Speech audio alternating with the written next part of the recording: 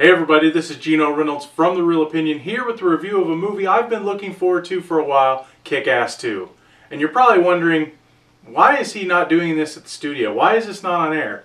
Well, do you really think the station would let me air something that had characters named Kick-Ass and the Motherfucker?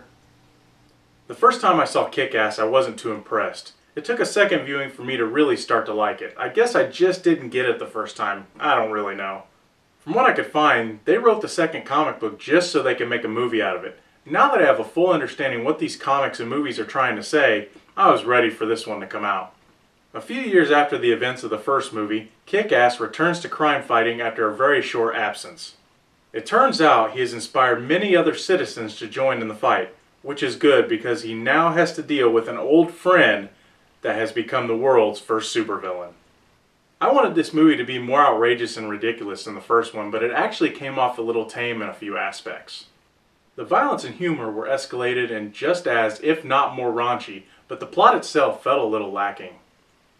The movie deals with keeping promises, growing up, and dealing with the consequences of your actions, but the pacing seemed to be a bit too slow at times.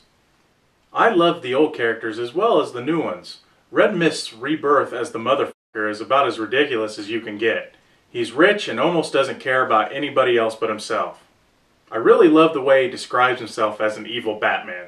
Kick-Ass is about the same in this movie, but gets a little more motivation this time around to fight crime. Hit Girl is a little older in this movie and is now a confused 15-year-old.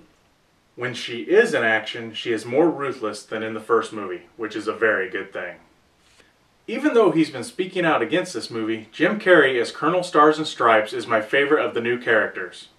He plays a former mafia enforcer turned born-again Christian ass-kicker. Along with his dog Eisenhower, he pretty much steals any scene he is in. He is ruthless with any criminal he comes across, especially when it comes to pedophiles. All the other new characters, from the good guys to the bad guys, have their own charm as well. The bad guys are especially ridiculous because the Motherfucker gave them all very politically incorrect names.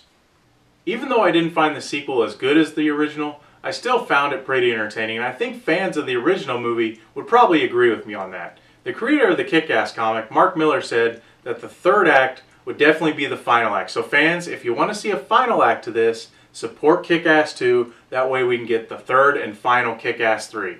But remember, it's only just one guy's opinion. I'm Geno Reynolds from The Real Opinion, from my basement. Until next time.